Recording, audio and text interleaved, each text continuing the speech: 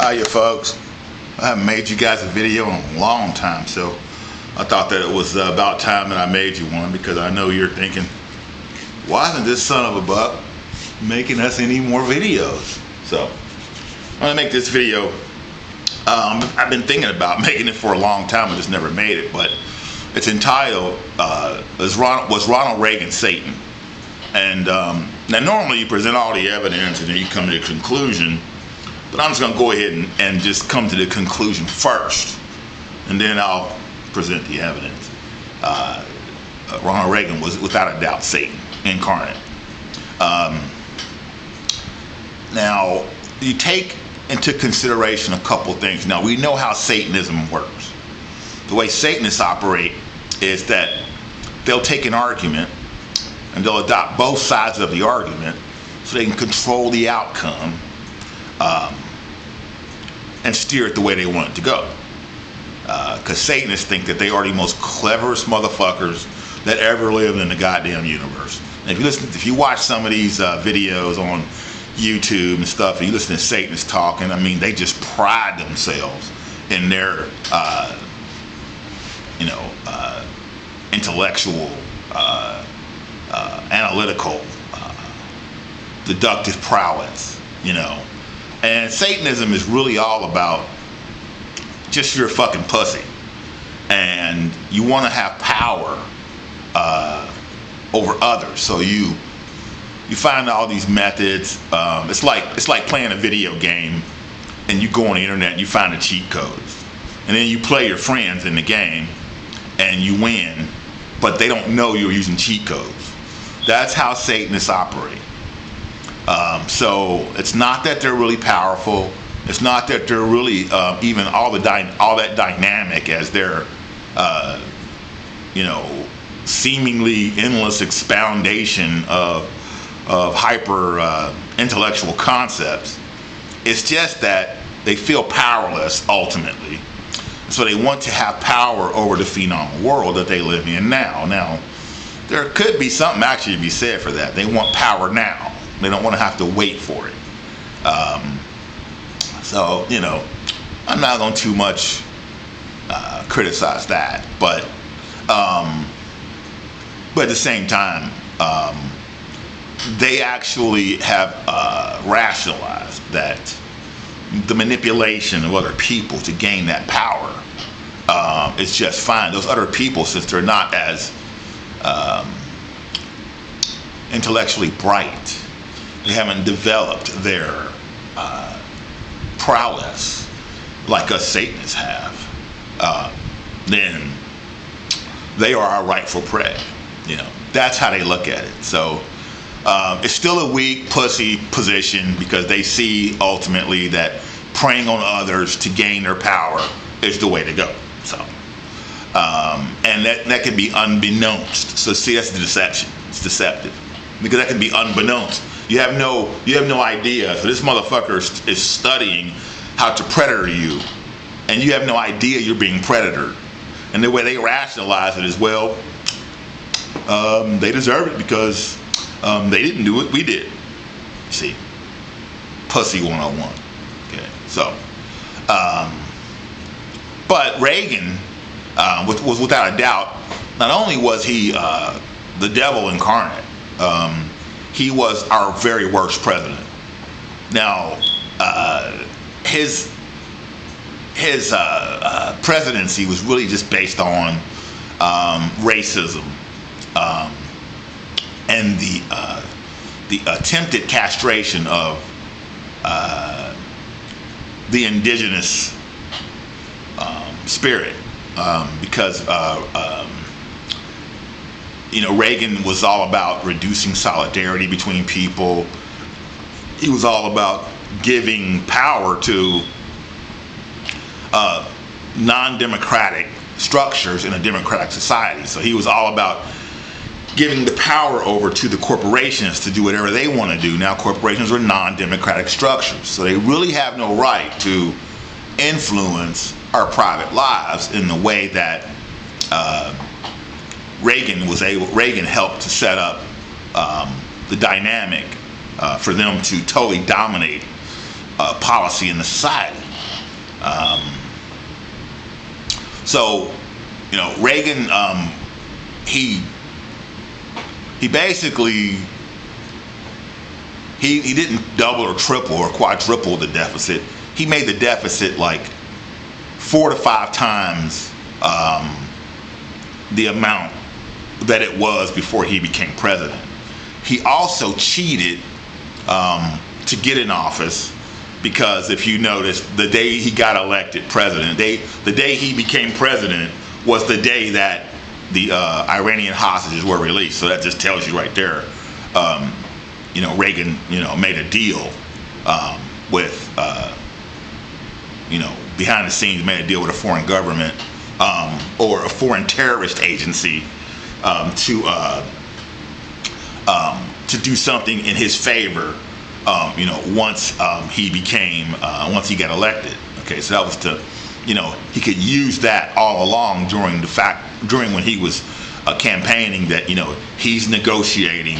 He's the underlying sense that he's negotiating with the terrorist organization. And I thought we don't negotiate with terrorists. You see what I'm saying? But then the day he gets elected, the day he becomes president, they release the hostages. I mean, it tells you right there, Now, also, the other thing that he was Satan is Satan's number is 666. That's the beast, the devil. And Reagan, so you got his name is literally 666. So that's Ronald Wilson Reagan. So Ronald, 6 letters. Wilson, 6 letters. Reagan, 6 letters. 666. He was Satan. Now, the other way that he's the devil is the way Satanists operate, like I told you before, is they adopt both sides of an argument to control the outcome. Now, Ronald Reagan, his son, Ronald Reagan Jr., he is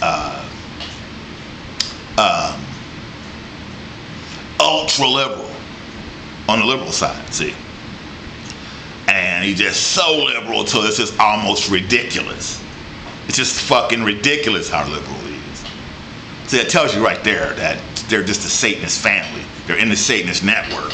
And Ronald Reagan Jr.'s role, his job, is to adopt the antithesis of the conservative perspective, to adopt the liberal perspective, and even seemingly to be opposed to his dad,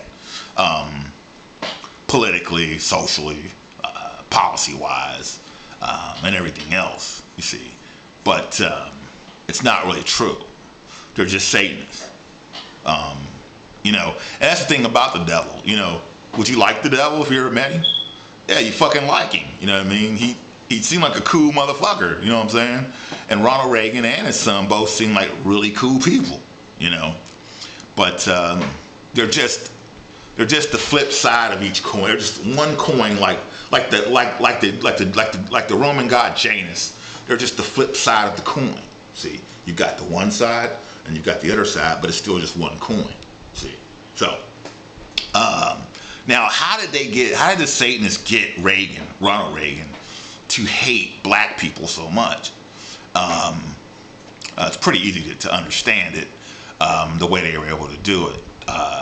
Now, if say for instance in Satanism, if they can't get it on the person, if the person's not a pedophile, or the person's not gay, which I don't think Reagan was either, then they have to get something else on the person, something that would control him. Now, the high Tibetan lamas say that the most powerful force in the universe, the two most powerful forces, are the sex drive and the imagination, before anything else. So with Reagan, like, you remember Tupac made that statement that the whole setup is about power, money, and bitches. You see, so we'll have to defer to his wife, Nancy. Now, if you watch that movie, The Butler, that was directed by Lee Daniels, and you look at Jane Fonda playing Nancy Reagan, you'll notice that when Jane Fonda is walking down the hallway, and she's all in front of the black butler and the black help. She starts switching, sashaying, real sexily. See? So that tells you right there that that's the way that they control Reagan. That's the way that they got Reagan to hate and despise black males, because Nancy Reagan was clearly sleeping with black men while they were married. So, you've got,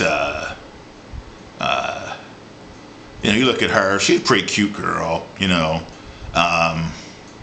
more than likely the way it went, and I'm pretty sure I'm probably pretty accurate on this.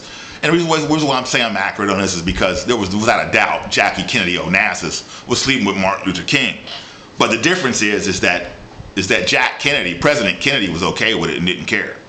He didn't see it as a problem. It didn't fetishize him. It didn't make him upset that she was doing that. He just thought it was normal. Well, whatever. You know what I mean? And that's the way he actually became friends with Martin Luther King, was from her telling him how much she loved Martin Luther King. That's how they became friends. That's how he wrote the Civil Rights Act, was from his influence from Martin Luther King. But anyway, but Reagan, they fetishized him with Nancy, because it's pretty clear. I mean, it's pretty obvious. More than likely, I'd say I'm probably pretty accurate. More than likely, what happened was, in college or something, she slept with a black guy, like lots of white girls do. And then as they start getting older together and being around each other, every now and then, to reel him in when he gets out of control, because there's a program. It's called the Monarch Program, and the Monarch Program, and the indigenous species, the Nahuatl-speaking Indians, say that the lepidoptera, or the moth or the butterfly, is the friend of man. Now, the only ones that don't see the Monarch Program for sure as the friend of mankind are mainly white men. Why? Because the women who are a part of the MK Ultra Monarch Program monarch to sleep with black men. You see? So to control a person like Reagan, he would have to have for the Satanist network to control a person like Reagan, Nancy would be a monarch. She would be one that would manipulate his sex drive and his imagination by either presenting the moniker at all times or actually doing it, which I'm sure she was actually doing it, that she'll sleep with the black guy. Now that would make Reagan, that would make him hate black men. And then, of course, he came out and proved that he hated them, because what did he do? He dismantled the labor unions. His administration said they would not even enforce the 1934 Wagner Act, which meant free association in the workplace, or the right to organize in the workplace. They wouldn't even enforce it. It's a law, and they said it point blank in a press conference. We're not even going to enforce it. See? So it tells you Reagan hated black males, because as soon as he said that, and they start their attack on the labor unions during the Reagan administration, the corporations fired more black males in the history of any activity on the planet. And so that just tells you right there, who the focus was. And then Reagan, then that sent, then that attack on the labor unions freed up the corporations to be able to go over to under the auspices of the trade agreements, NAFTA, which meant, GATT, which was the General Agreement Against Tariffs and Trades. Although we're propagandized in the media to focus on NAFTA the most, which is the North American Free Trade Agreement, but really the one that mattered the most was GATT, the General Agreement Against Tariffs and Trades, because that enabled the corporations, the multinational corporations, to pack up manufacturing, go over to Bangladesh, go over to Southeast Asia, go over to China, go over to anywhere, pay the people $1 an hour, ship the goods back over here under the trade agreement and not pay any taxes or tariff on the international transfer of the goods. And that enabled them to basically do away with the American middle class. Now, did they get a lot of white people? Yeah, but they don't care about that. They'll use white people to all day long, because white people are the most susceptible to intense propaganda, coercion, and repetition. Black people aren't. So you have to get them in a different way. See, you can tell white people over and over and over, hey, you're traumatized. Hey, you're being oppressed. Hey, they're doing this to you. And the white people will go, oh yeah, because they're analytical minded, and they're highly intelligent, so they take in data, analytical and fact-based in their mind structure. But see, black people are more synthetic and esoteric and more creative as a group. So they can't get non-whites the same way they get whites. So you can lead the white, and Rudolf Steiner even said it, you can lead the white mind around with just endless, useless facts. And Carl Jung said that he wasn't able to cure any of his European patients because they were so angry, they were fragmented on the inside. And Rudolf Steiner once again said that fact-based learning causes internal anger inside of the person that's learning the information. See? So that's the reason why during Reagan, if you remember, they also did away with the endowment for the arts. Now, who was benefiting from that? That was mainly the hugest beneficiaries of that were all those bands that came out of the 70s, the late 60s, the 70s, the 80s.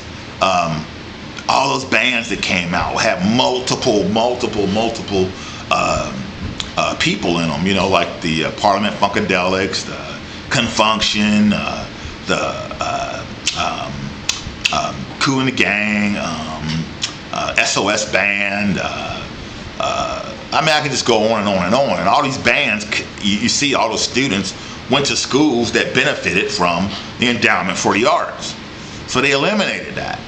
And then you wound up with a situation today, whereas you don't have bands with a lot of black people